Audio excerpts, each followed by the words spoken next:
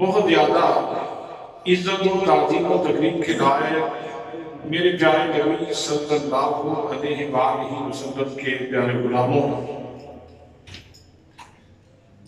ماہ جمادی الثانی رواں دواں ہے اور اس میں حضرت سیدنا صدیق اکبر رضی اللہ تعالیٰ عنہ آپ کا مثال مبارک ہے. سو اس حوالے سے میں نے گزشتہ چند خطبات جمعہ میں آپ کے فضائل مناقب کے حوالے سے گفتگو کی ہے، اور آج بھی حضرت سیدنا صدیق اکبر رضی اللہ تعالیٰ عنہ کے مناقب کے حوالے سے ہی چند گزارشات آپ کی سماعتوں کی نظر کر رہا ہوں. دعا ہے کہ اللہ کریم مجھے حق کہنے کی توفیق مرحمت فرمائے. برادران اسلام، جناب حضرت سیدنا صدیق اکبر رضی اللہ تعالیٰ عنہ کی ذات گرامی وہ ذات گرامی ہے کہ جنہوں نے اپنی زندگی کا کوئی لمحہ بھی ایسا نہیں گزارا جس لمحے میں وہ حضور صلی اللہ تعالیٰ علیہ وسلم کی ذات گرامی پہ نثار نہیں تھے. پوری زندگی اور خاص طور پہ قبول اسلام کے بعد تو ایک لمحہ بھی ان کا ایسا نہیں آیا جس لمحے میں انہوں نے اپنی جان کی پرواہ کی ہو، اپنے مال کی پرواہ کی ہو، اپنے وطن کی پرواہ کی ہو، اپنی جائیداد اثاثے کی پرواہ کی ہو، اپنے ذاتی منصب و وجاہت کی پرواہ کی ہو. سب کچھ نبی مکرم صلی اللہ تعالیٰ علیہ وسلم کی ذات گرامی پہ نثار کر دیا. رکھا ہے تو ایک اللہ کی رضا کو رکھا ہے اور مصطفیٰ کریم صلی اللہ تعالیٰ علیہ وسلم کی رضا کو رکھا ہے. سبحان اللہ. ان کا کل اثاثہ جو بچتا ہے وہ نبی پاک صلی اللہ تعالیٰ علیہ وسلم کی ذات گرامی سے محبت ہے.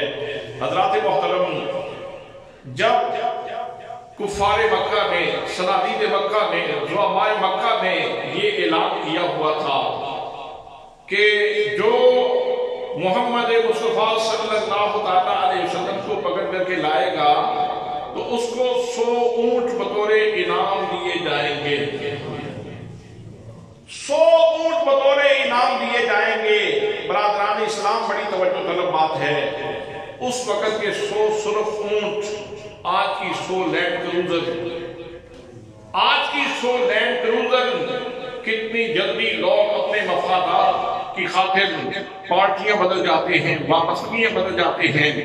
لیکن جناب سیدنا صدیق اکبر رضی اللہ تعالیٰ عنہ کی ذات گرامی وہ ذات گرامی ہے کہ حضور صلی اللہ تعالیٰ علیہ وسلم خود ان کے گھر میں تشریف لے جاتے ہیں. اگر دل میں کوئی غرض ہوتی، کوئی لالچ ہوتا، کوئی دنیا کا مفاد ہوتا تو آج یہ 100 سرخ اونٹ دینے کا بڑا اچھا موقع تھا. لیکن جناب سیدنا صدیق اکبر رضی اللہ تعالیٰ عنہ نے آپ نے زمانے کو بتایا کہ لوگوں، نماز اچھی، روزہ اچھا، حج اچھا، زکوٰۃ اچھی، مگر میں باوجود اس کے مسلمان ہو نہیں سکتا. نہ جب تک وہ خواجہ بطحا کی عزت پر خدا شاہد ہے کامل میرا ایمان ہو نہیں سکتا.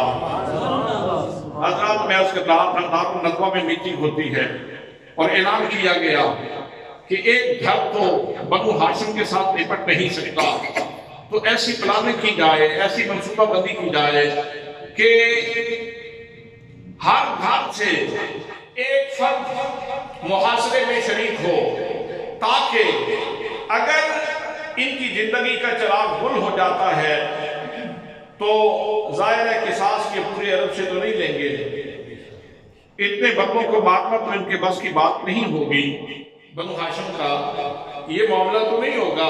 اتنے لوگوں سے تو یہ قصاص نہیں لے سکیں گے. باقی رہی دیت کی بات تو بعد میں جتنے لوگ شریک ہوں گے وہ مشترکہ طور پر پیسے ڈال کے دیت ادا کر دیں گے، مسئلہ ختم ہو جائے گا. پنچایت میں مسئلہ ختم ہو جائے گا. یہ پلاننگ کی گئی، یہ منصوبہ بندی کی گئی. حضرات محترم، حضور صلی اللہ تعالیٰ علیہ وسلم اپنے کاشان مبارک میں آرام فرما ہیں، آرام فرما ہیں. باہر تلواریں چمک رہی ہیں، لوگ محاصرہ کیے ہوئے ہیں. میرے آقا کریم صلی اللہ تعالیٰ علیہ وسلم نے مولا کائنات شیر خدا رضی اللہ تعالیٰ عنہ کو یاد فرمایا اور میرے آقا نے فرمایا، علی یہ میرے بستر پہ لیٹ جاؤ، یہ میرے بستر پہ لیٹ جاؤ. یہ امانتیں ہیں ان لوگوں کی جو میری زندگی کا چراغ گل کرنا چاہتے ہیں. حضرات محترم، یہ لیسن ہے، یہ سبق ہے کہ جان کے دشمن تھے لیکن کردار کے معترف تھے. کافر بھی جان کے دشمن تھے، پیغام کے دشمن تھے، مشن کے دشمن تھے، لیکن کردار کے اوپر اتنے مطمئن تھے کہ پورے عرب میں اگر امانت رکھنا ہوتی تھی تو محمد مصطفیٰ صلی اللہ تعالیٰ علیہ وسلم کے امانت ان کے پاس امانت رکھتے تھے. اتنا اطمینان حضرات یہ اللہ نے ہمارے پاک نبی صلی اللہ تعالیٰ علیہ وسلم کو شرف بخشا ہے. اسی لیے تو قرآن مقدس میں اللہ کریم نے ارشاد فرمایا انک لعلی خلق عظیم.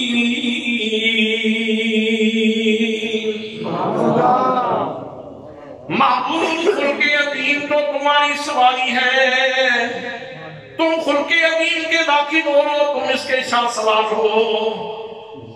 انکا لعلی خلق عظیم، حرف انا ذکر فرمایا تاکید کے لیے، اس کا معنی ہے بے شک. پھر آگے لام تاکید ذکر کیا. اور خلق عظیم، خلق ویسے بھی خصائل حمیدہ کو کہا جاتا ہے، اچھی عادات کو خلق کہا جاتا ہے، لیکن پھر آگے اس کی صفت بیان فرمائی خلق عظیم. عظیم کے ساتھ عظمت ساتھ صفت کے طور پر عظیم کو ذکر فرمایا تھا کہ حضور صلی اللہ تعالیٰ علیہ وسلم کی شان مزید نمایاں ہو جائے.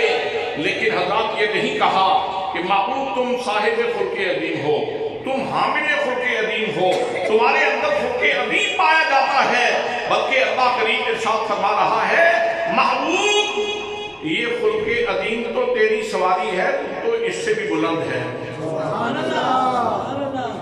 اللہ استعلاء کے لیے آتا ہے. پروردگار عالم کا فرمان سنیے اور سب سنیے. کتنی خوبصورت بات اللہ کریم نے ارشاد فرمائی. فرمایا انک لعلی خلق عظیم.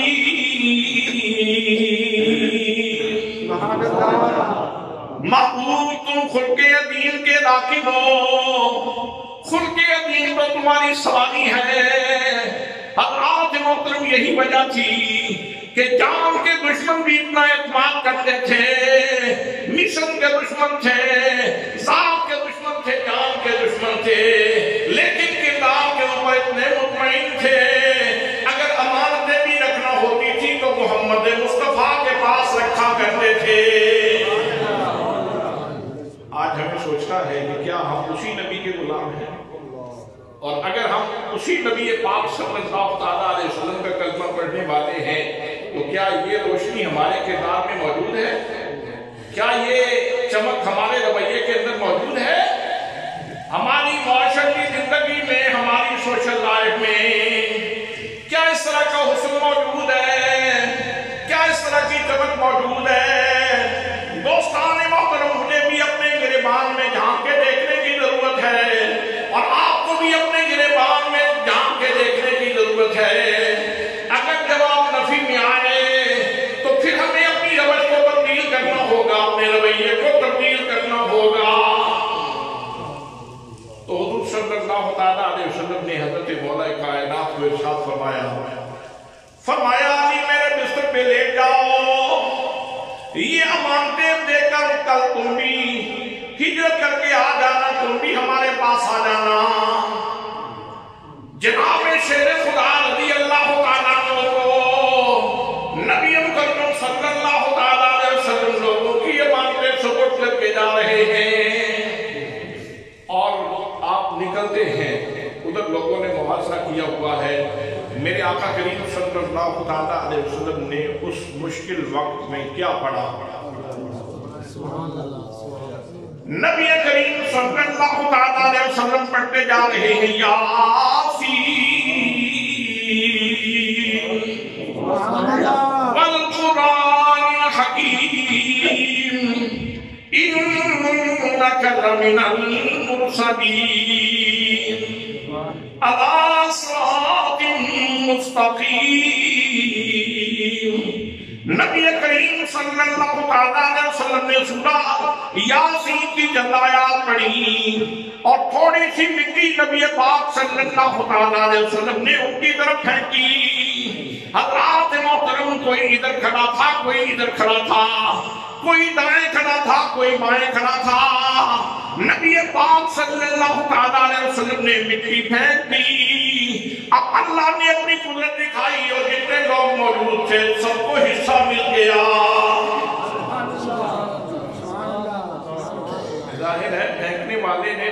جہت میں پھینکی ہوگی.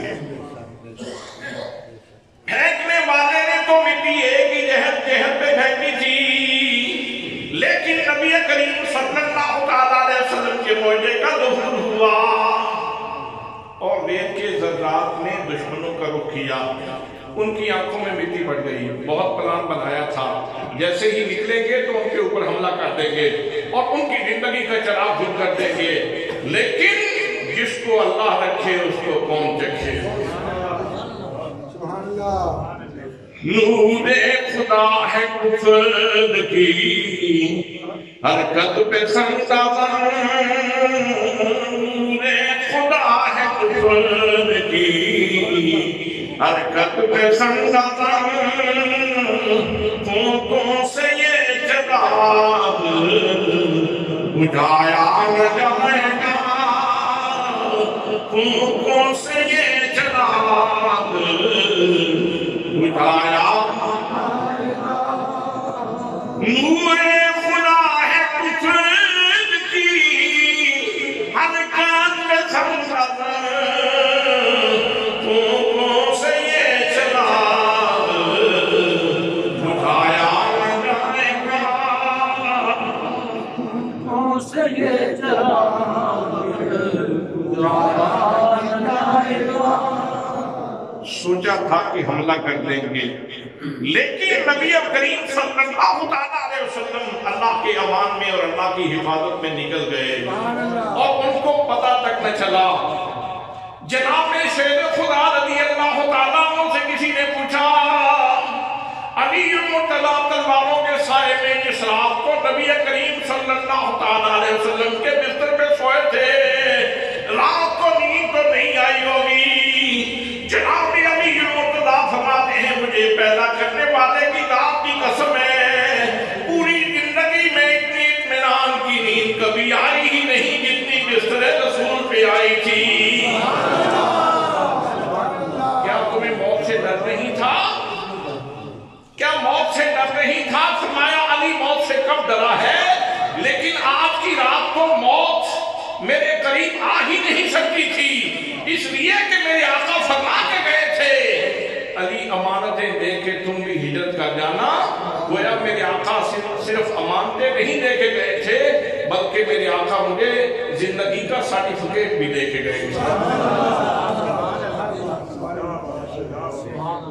اس لیے کہ جب عالم کی زبان ہلتی ہے تو عالم بولتا ہے، جب فاضل کی زبان ہلتی ہے تو فاضل بولتا ہے، جب محقق کی زبان ہلتی ہے تو محقق بولتا ہے، جب مدقق کی زبان ہلتی ہے تو مدقق بولتا ہے، جب محدث کی زبان ہلتی ہے تو محدث بولتا ہے، جب مفسر کی زبان ہلتی ہے تو مفسر بولتا ہے، جب ولی کی زبان ہلتی ہے تو ولی بولتا ہے، جب غوث کی زبان ہلتی ہے تو غوث بولتا ہے، جب قطب کی زبان ہلتی ہے تو قطب بولتا ہے، جب تابعی کی زبان ہلتی ہے تو تابعی بولتا ہے، جب صحابی کی زبان ہلتی ہے تو صحابی بولتا ہے.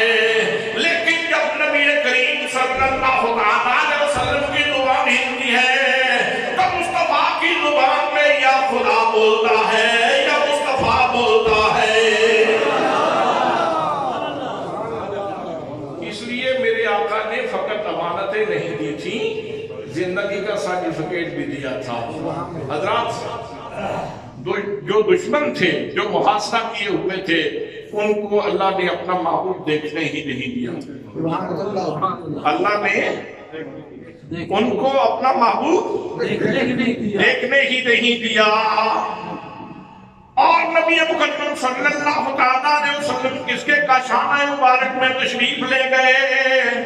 اس ہستی کا نام کیا ہے؟ اس ہستی کا نام جناب ابوبکر صدیق رضی اللہ تعالیٰ عنہ ہے. امام حسن عسکری رضی اللہ تعالیٰ عنہ فرماتے ہیں نبی کریم صلی اللہ علیہ وسلم خود نہیں گئے تھے بلکہ اللہ کریم نے حکم فرمایا تھا اس سفر ہجرت کے لیے صدیق کو اپنا دوست بنا لو. حضور صلی اللہ علیہ وسلم نے حضرت صدیق کو اپنا رفیق سفر جو بنایا یہ اللہ کے حکم سے تھا. یہ امام حسن عسکری نے اپنی تفسیر حسن عسکری کے اندر ارشاد فرمایا کہ نبی پاک صلی اللہ تعالیٰ علیہ وسلم کا صدیق اکبر کے کاشانہ پہ جانا یہ اللہ کی مرضی سے تھا، یہ اللہ کی مرضی سے تھا۔ کچھ لوگوں نے گرد اڑائی جیسے حاسدین کی عادت ہوتی ہے، اور جن کے دلوں میں شقاوت ہے، بدبختی ہے، وہ نبی پاک صلی اللہ تعالیٰ علیہ وسلم کے دوستوں کے اوپر گرد اڑاتے رہتے ہیں۔ جی وہ سچے دل سے نہیں گئے تھے، بس ویسے ہی ساتھ ہو گئے تھے، اور نبی پاک صلی اللہ تعالیٰ علیہ وسلم نے ان کو ساتھ دے لیا تاکہ باہر کسی کو بتا نہ دیں، کسی کو بتا نہ دیں، اور یہ راز فاش نہ ہو جائے۔ حضرات محترم پوچھنا چاہتا ہوں، دو ہی تو ہستیاں تھیں جن کو پتا تھا اس منصوبے کا، یا مصطفیٰ کریم صلی اللہ تعالیٰ علیہ وسلم کو پتا تھا، یا مولا کائنات شیر خدا کو پتا تھا، یا نبی کو پتا تھا، یا علی کو پتا تھا۔ اب مجھے بتائیے کہ حضرت صدیق کو یہ راز بتایا کس نے کہ ہم ہجرت کرنے کے لیے جا رہے ہیں؟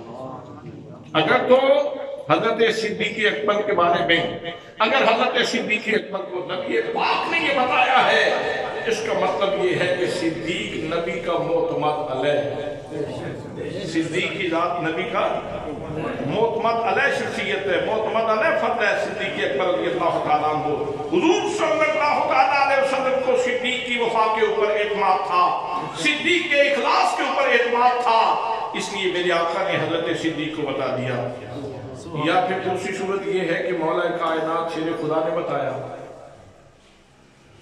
تو پھر اگر نعوذ باللہ ان کی نیت درست نہیں تھی تو حضرت مولا کائنات کے اوپر کون سا فتویٰ لگاؤ گے؟ کہنا پڑے گا کہ مولا کائنات کو حضرت صدیق کے اوپر اعتماد تھا۔ اگر حضرت علی نے بتایا ہے تو حضرت علی کو حضرت صدیق اکبر رضی اللہ تعالیٰ عنہ کے اخلاص کے اوپر اعتماد تھا، تبھی بتایا ہوگا۔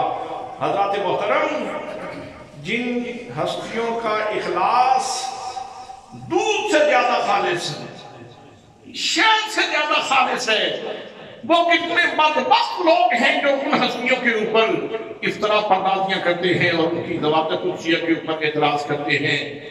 حضور صلی اللہ علیہ وسلم نے صدیق اکبر کا دروازہ جا کے کھٹکھٹایا، جیسے ہی دروازے پہ دستک دی تو یہ نہیں ہوا کہ 3 منٹ لگ گئے، 4 منٹ لگ گئے دروازہ کھلنے میں۔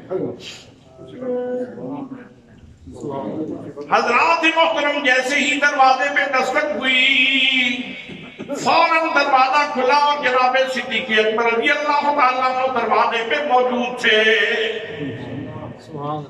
صدیق، آپ پہلے ہی تیار تھے، آپ پہلے ہی دروازے پہ موجود تھے۔ آقا جب سے آپ نے اشارہ فرمایا تھا نا ایک دن کہ صدیق تم ابھی ہجرت نہ کرو، اللہ کریم تمہیں رفیق بنا دے گا، کسی کا رفیق بنا دے گا، تو میں نے تو اس دن سے لے کر آج تک کبھی رات کو آرام نہیں کیا، میں تو دروازے پہ کھڑا رہتا ہوں کہ کب میرے مصطفیٰ کریم صلی اللہ علیہ وسلم تشریف لاتے ہیں اور میں ان کے ساتھ یہ رفاقت حاصل کرتا ہوں۔ میرے آقا، میں تو اس دن سے دروازے پہ کھڑا رہتا ہوں اور میں تو آپ کا انتظار کرتا رہتا ہوں۔ اللہ کریم کا حکم آ گیا ہے، فرمایا ہاں اللہ کریم کا حکم آ گیا ہے۔ اب حضرت صدیق اکبر کو میرے آقا نے ساتھ دیا، سبحان اللہ۔ حضرات، اگر دل میں کوئی کھوٹ ہوتا، دل میں کوئی کمی ہوتی، دل میں کوئی خامی ہوتی، اگر وہ شخصیت خالص نہ ہوتی تو اس وقت کا 100 سرخ اونٹ اور آج کی 100 لینڈ کروزر ان کو کافروں کے حوالے کر دیتے اور خود عیاشی کی زندگی گزارتے اگر خالص نہ ہوتے تو۔ لیکن نبی مقدم صلی اللہ علیہ وسلم تشریف لے جا رہے ہیں، صدیق اکبر نبی پاک صلی اللہ علیہ وسلم کے ساتھ ساتھ جا رہے ہیں، اور چلنے کا انداز بھی مورخین نے لکھا، جناب صدیق اکبر رضی اللہ تعالیٰ عنہ کبھی دائیں جانب ہوتے ہیں، کبھی بائیں جانب ہوتے ہیں، کبھی آگے ہوتے ہیں، کبھی پیچھے ہوتے ہیں۔ نبی مقدم صلی اللہ علیہ وسلم نے پوچھ لیا، صدیق کیا معاملہ ہے؟ کبھی آگے ہوتے ہو، کبھی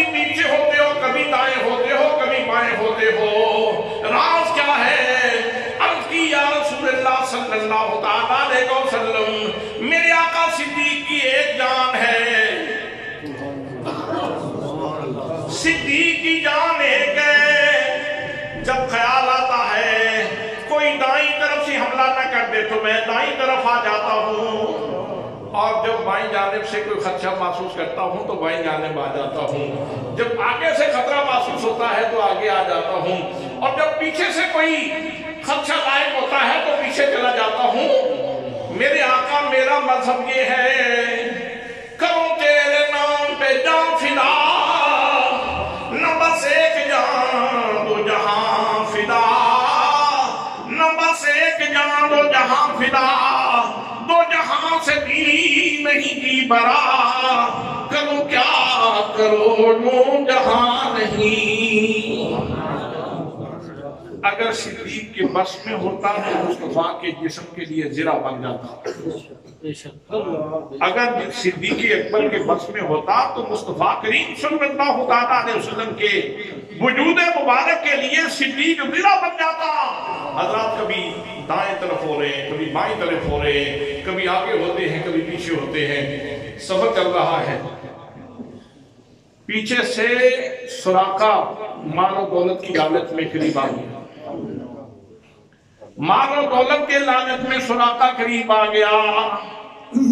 जनाब सिद्दीक अकबर रज़ियल्लाहु ताला अन्हु कहते हैं आका सुराका करीब आ रहा है। फरमाया परेशान होने की जरूरत नहीं, उसे करीब आने दें। जब सुराका करीब आया तो नबी मुकर्रम सल्लल्लाहु अलैहि वसल्लम ने कौन की तर्जुमान जुबान से इरशाद फरमाया, या अर्ज़ खुदी है, ए ज़मीन से पकड़ ले। जैसे ही नबी करीम सल्लल्लाहु अलैहि वसल्लम की जुबान से ये लफ्ज़ निकले, सुराका के घोड़े के सुन पांव उसके सुन जमीन में धंस गए और उसकी टांगें नीचे जा रही थी। अब परेशान हुआ, समझ आई कि मेरे ऊपर ये उस्ताद इसलिए पड़ी है कि मैं इनके पीछे आया हूं। अब कहने लगा मेहरबानी करके एक दफा छुड़वा दे, मैं तुम्हारे पीछे नहीं आऊंगा। एक दफा मेहरबानी करें और मुझे इस मुसीबत से छुड़वा दें। तो मुस्कुरा के मेरे आका करीम सल्लल्लाहु अलैहि वसल्लम ने इरशाद फरमा दिया, या अर्द अदलकी है, जमीन इसे छोड़।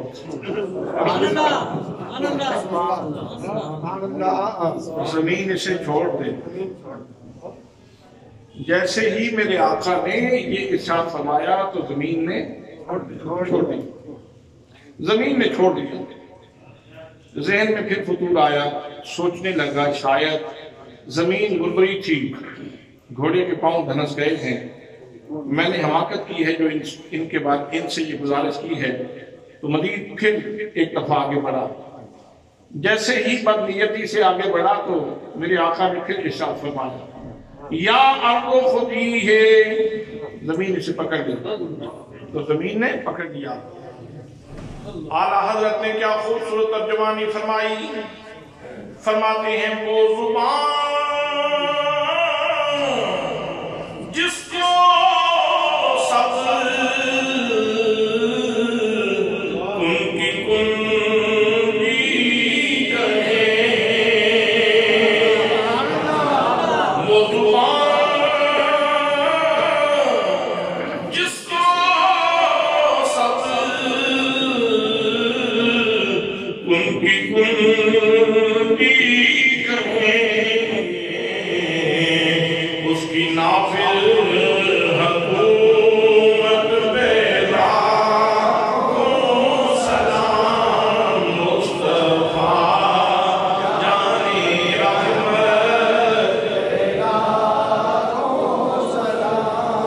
शुमे बद में हिदायत पे लाखों सलाम। सुराका फिर आगे बढ़ा तो आपने फरमाया, या अर्ज़ खुदी है, इसे पकड़ ले। फिर मिलते करने लगा, कहने लगा एक दफा छुड़वा दें, अब मैं बिल्कुल तुम्हारे पीछे नहीं आऊंगा। मेरे आका फिर मुस्कुराए और फरमाया, या अर्ज़ अतलकी है, जमीन से छोड़ दे।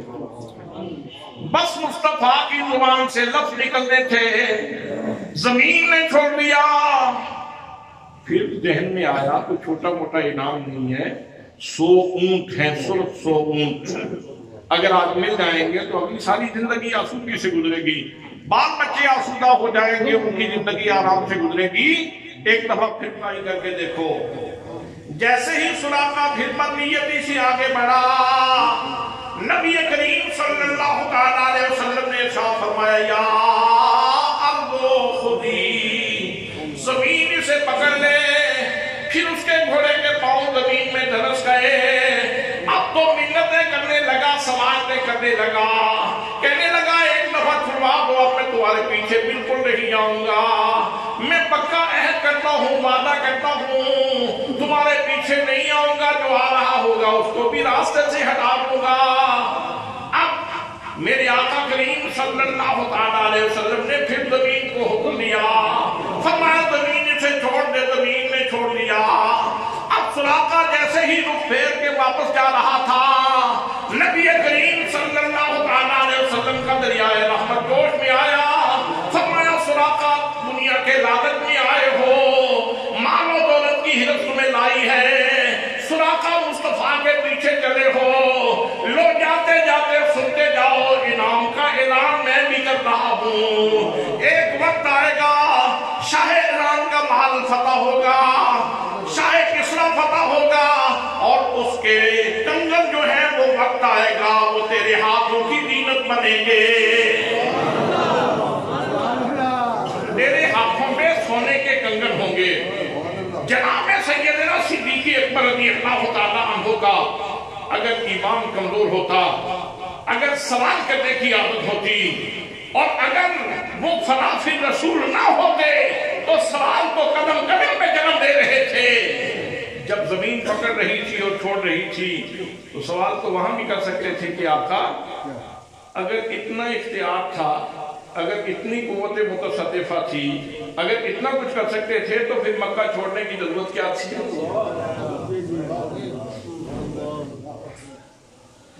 ان کافروں کو تو ویسے ہی شکست دی جا سکتی تھی، لیکن صدیق اکبر جانتے تھے کہ ظاہراً ہمیں اس فلسفے کی سمجھ آئے یا نہ آئے، اس بات کی حکمت سمجھ آئے یا نہ آئے، اس میں اللہ کی کئی حکمتیں موجود ہیں۔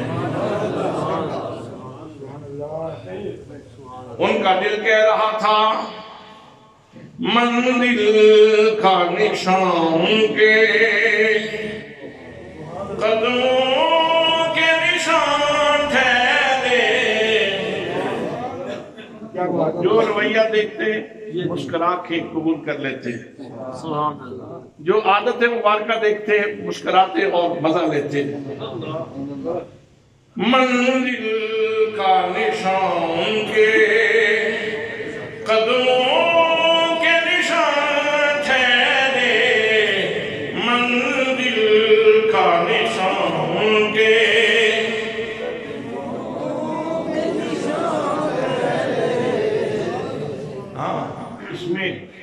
ہچکچانے کی کیا ضرورت ہے؟ میں دعا کرتا ہوں اللہ آپ سب کو سور عطا فرمائے اور اپنے آقا کی شان میں سب ہی رنگ النسان ہو جائیں، سب ہی ثنا پشتر ہو جائیں، سب ہی اس کیف میں ڈوب جائیں۔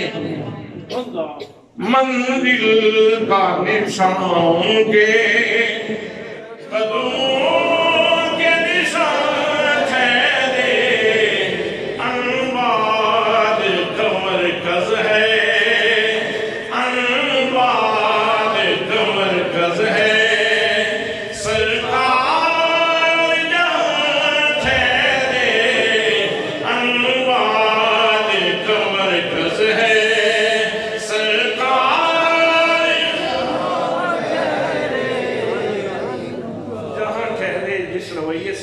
جس انداز سے چلے، یہ سند بنتی جا رہی ہے باتیں۔ حضرات محترم، صدیق اکبر نے یہ نہیں کہا کہ یا رسول اللہ اپنے پاس تو ہے کچھ نہیں، اور ادھر وعدے کیے جا رہے ہیں شاہ ایران کسریٰ کے ہاتھوں کے کنگن تیرے ہاتھ پہ آئے۔ آقا بات کر رہے ہیں آپ، بہت بڑی بات ہے، یہ کسریٰ کے کنگن کل کسی اور کیفیت میں ڈھل جائیں، سونا تو ڈھلتا رہتا ہے، سونے کی کیفیت تو بدلتی رہتی ہے، آج کنگن ہے تو کل کسی عورت کے بالیوں کی صورت اختیار کر لیں، اس کا زیور بن جائیں۔ किसी के माथे का वो बन जाए, झूमर बन जाए, तो सोना तो अपनी कैफियत बदलता रहता है, लोगों के मजाज के मुताबिक सोना ढलता रहता है और इसकी मुख्तलिफ चीजें बनती रहती हैं। लेकिन सिद्दीक़ अकबर रज़ी अल्लाह तआला अन्हु ने कोई एतराज नहीं किया। सिद्दीक सुन रहे थे, मसूद हो रहे थे और गोया कह रहे थे कि अब कंगन भी उतनी देर तक कंगन ही रहेंगे जब तक सुराका के हाथ पे नहीं आते।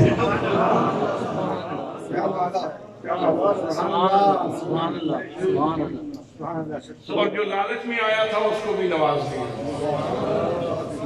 फिर बाद में सुराका ने कलमा पढ़ लिया, बाद में फिर सुराका मुसलमान भी हो गया और सरकार दो आलम सल्लल्लाहु तआला अलैहि वसल्लम का दौर गुजरा। फिर सिद्दीक़ अकबर रज़ी अल्लाह तआला अन्हु का दौर गुजरा। फिर फारूक आज़म रज़ी अल्लाह तआला अन्हु के दौर में शाह ईरान किसरा वो फतह हुआ और माले गनीमत में बहुत सारी चीजें आई और हजरत फारूक आज़म रज़ी अल्लाह तआला अन्हु माले गनीमत में कुछ तलाश कर रहे थे।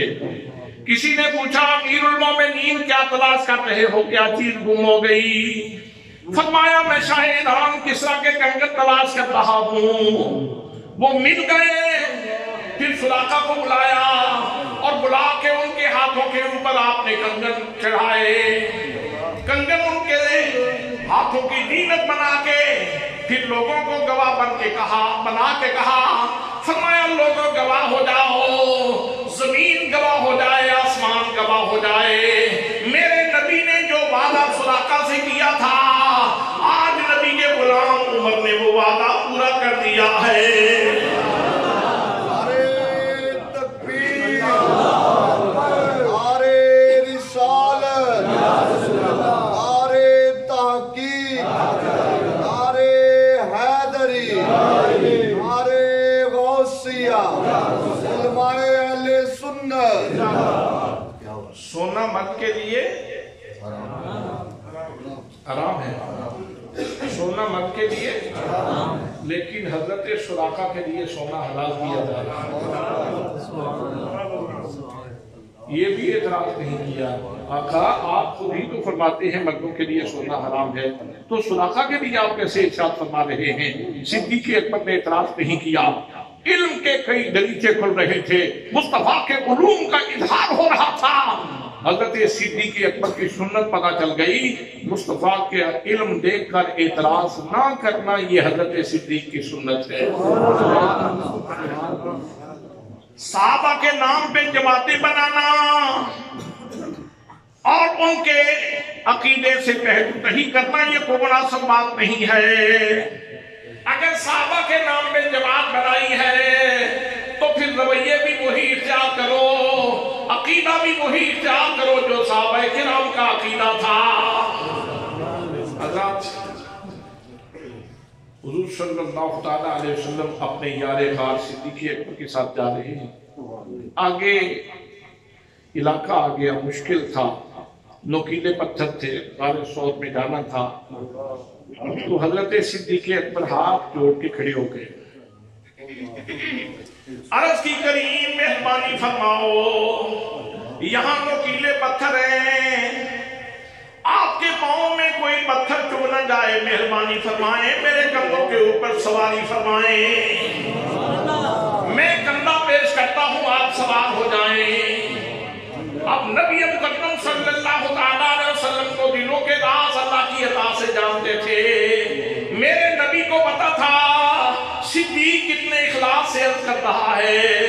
जब सिद्दीक अकबर रज़ी अल्लाह तआला अन्हु ने याफर की तो मुस्तफा ने कबूल फरमा ली और हुजूर हजरत सिद्दीक के कंधे पे सवार हो गए।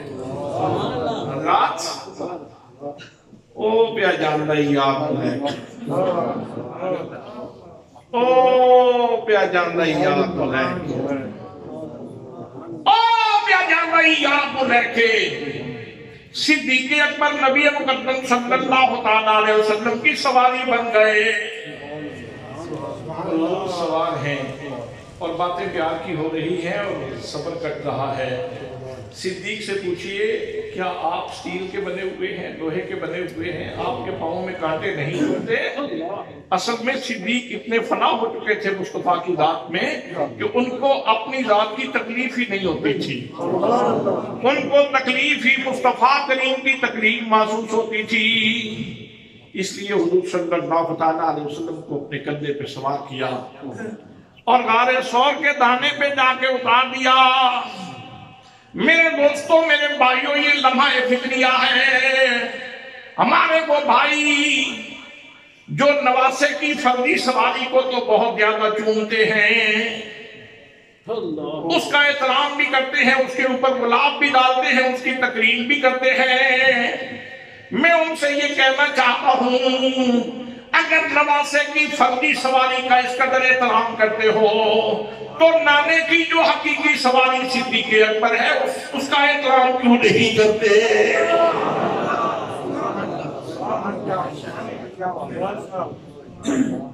ये कितनी बड़ी नाइंसाफी है, ये कितना बड़ा जुल्म है, ये कितना बड़ा उद्वान है, ये कितनी बड़ी ज्यादती है कि नवासे की सवारी और वो भी फर्जी। भाई ये वो घोड़ा तो नहीं है ना जो करबला में था जी, फर्जी है, पता नहीं कहां से खरीदा, कितने में खरीदा, उसको फर्ज कर दिया कि ये इमाम आदि मकाम की सवारी है और उसके साथ ये शुरू किया जा रहा है, उसको चूमा जा रहा है, उसका एहतराम किया जा रहा है। हजरत, अगर नवासे की सवारी के साथ तकरीम का ये सलूक है तो नाने की जो हकीकी सवारी है, जो जात सवारी बनी है, खुद आफर करके सवारी बनी है, और जिसको मुस्तफा करीम सल्लल्लाहु अलैहि वसल्लम ने अपनी सवारी के तौर पर मुंतखब कर लिया, पसंद कर लिया, उस हस्ती से अदावत क्या है, उस हस्ती से तासुब क्यों है, उस हस्ती से हसद क्यों है? हज़रात मोहतरम, गार के धाने पे जाके उतारा। अब अर्ज करते हैं मुजस्मा अदब बनकर, या रसूलल्लाह आप थोड़ा सा इंतजार फरमाएं, मैं जरा गार को साफ कर लूं। भाई दौनी गार है और धाना उसका छोटा है और अंदर जाके पता नहीं कितने अरसे से वो बंद है, कोई मुतनफिस अंदर गया भी है कि नहीं हजरात। लेकिन सिद्दीक अकबर कहते हैं मुझे अंदर जाने दीजिए, मैं जाके अंदर गार को साफ करता हूँ और फिर आप अंदर तशरीफ ले आइए। सिद्दीक, क्या तुम्हें अपनी जान का खतरा नहीं है? हजरत मोहतरम, सिद्दीक को अपनी जान का खतरा ही नहीं है। सिद्दीक को अगर डर है तो ये है कि मुस्तफा को कोई कदम न पहुंचे, मेरे आका को कोई तकलीफ न पहुंचे। वक्त अपने आखिर की तरफ जा रहा है, इख्तिताम की तरफ जा रहा है। इख्तिसार से अर्ज करना चाहता हूँ, जनाब सिद्दीक अकबर रज़ी अल्लाह तआला अन्हु गार में दाखिल हो गए, अपनी चादर फाड़ी, वहां सुराख थे, बिल थे मुख्तलिफ मूदी चीजों के, एक एक सुराख में एक एक कपड़े का टुकड़ा दिया और सुराख को बंद कर दिया। चादर खत्म हो गई और एक सुराख बच गया। अब इसमें से कुछ भी निकल सकता है, कुछ भी निकल सकता था।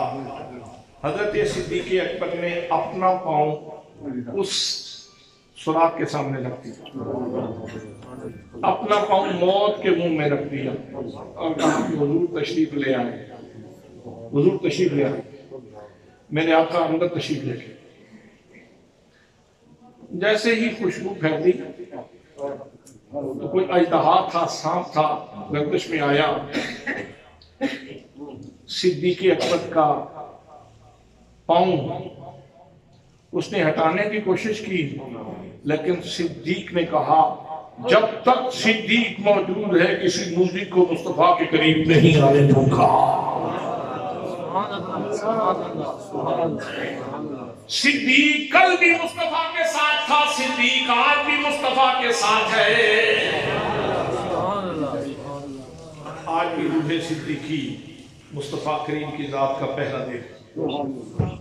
हज़रात मोहतरम, उस सांप के मुंह में पांव रख दिया। अब सांप हरकत में आया, उसने डंक मार दिया और इधर मेरे आका करीम सल्लल्लाहु अलैहि वसल्लम सिद्दीक की गोद में सर रख के आराम फरमा रहे हैं, नींद है। अब आपको पता है कि छोटी सी कोई इस तरह की चीज اگر جسم کے اوپر وہ مس کرے نا تو انسان کے جسم میں کتنی کھلبلی مچ جاتی ہے، کتنا ارتعاش اور اضطراب محسوس ہوتا ہے، لیکن وہ ڈنگ پہ ڈنگ مار رہا ہے۔ یہ کہتے ہیں نہیں، میرے مصطفیٰ سوئے ہوئے ہیں، میں نیند میں خلل نہیں آنے دوں گا، جان دے دوں گا لیکن ان کی نیند میں خلل آنے نہیں دوں گا۔ جو مصطفیٰ کی ذات تو ذات رہی، ان کا جسم تو ان کا جسم رہا، جو مصطفیٰ کی نیند کے اوپر اپنا سب کچھ قربان کرنے کے لیے تیار ہے۔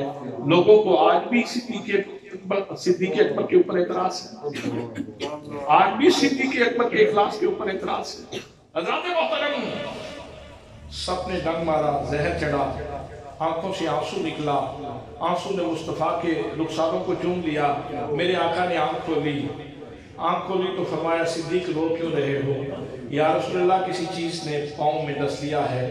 فرمایا پریشان ہونے کی ضرورت نہیں، صدیق اگر تمہارے پاؤں میں ہے تو سکھ تمہاری جھولی میں ہے، اگر بیماری تمہارے پاؤں میں ہے تو شفا تمہاری جھولی میں ہے، اگر ماں تمہارے پاؤں میں ہے تو یار تمہاری جھولی میں ہے۔ صدیق پریشان ہونے کی ضرورت نہیں، حضور نے لعاب دہن لگایا، فرمایا اس طرف کرو، لعاب دہن لگایا۔ حضرات جہاں جہاں جسم کی شریانوں میں جہاں جہاں زہر پہنچا تھا وہ صدیق کو مٹانا چاہتا تھا، وہ صدیق کو مٹانا چاہتا تھا، زہر موذی صدیق کو مٹانا چاہتا تھا، اور مصطفیٰ کریم کا لعاب دہن صدیق کو بچانا چاہتا تھا۔ اب ووٹنگ کروا لیں بے شک، جو لوگ صدیق کے بچانے والوں میں شامل ہونا چاہتے ہیں وہ ان میں شامل ہو جائیں، جو مٹانے والوں میں شامل ہونا چاہتے ہیں وہ ان میں شامل ہو جائیں۔ موذی مٹانا چاہتا تھا، مار مٹانا چاہتا تھا، لیکن یار بچانا چاہتا تھا، اور ہوا وہ جو یار نے چاہا۔ صدیق مٹے، بس اسی پہ گفتگو ختم۔ اللہ